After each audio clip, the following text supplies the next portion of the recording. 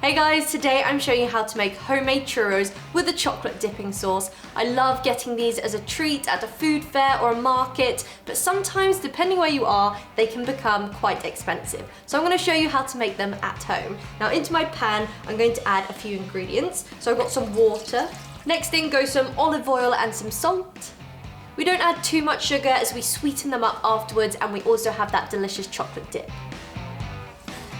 I'm going to give that a good mix together and let that come to a boil, and while I wait for that, I'm going to sift together my dry ingredients. So I've got some plain flour and some baking powder. I like to sift that onto some baking paper just so it's a lot easier to add into the pan.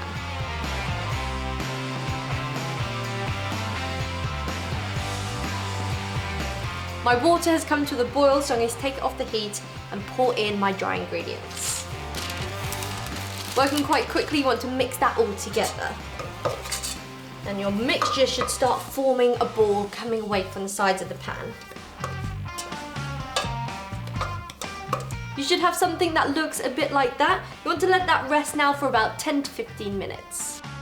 My dough has rested, so I'm going to pop it into a piping bag fitted with a star tip nozzle so we can get those classic churro lines.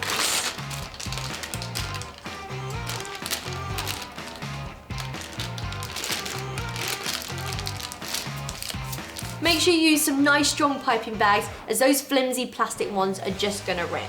So you now want to pipe the dough into the oil. You can make these as long or as short as you would like, and then to chop the dough off, you'll just need a sharp pair of scissors. I'm not going to go for those long churros. I'm going to keep them small, mini and bite-sized, as they're going to be super cute. When you add the churros into the oil, make sure you don't do it from too high, as the hot oil will splash you. Mine took about 3 to 5 minutes to fry, but that will vary depending on the size. You're just looking for that lovely golden brown colour.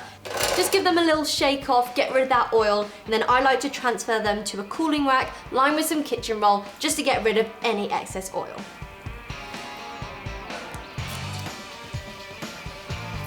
I'm going to coat my churros in a delicious cinnamon sugar. Super easy, caster sugar and cinnamon, up to you how much you add depending on how much you like it. I'm going to pour it in and give it a mix together. I want to coat those churros in the sugar while they're still warm. It's going to help it stick.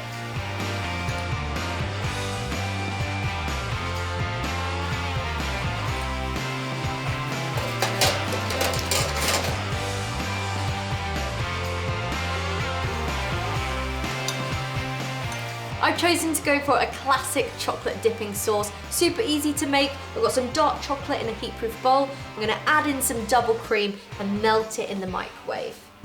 Make sure you do that in a few bursts though, as you don't want to burn the chocolate. Once your chocolate is melted, it'll be smooth and glossy and it'll be ready to enjoy. Now these are definitely best served warm, so I'm going to get dunking in. So that is how you make my homemade churros easy.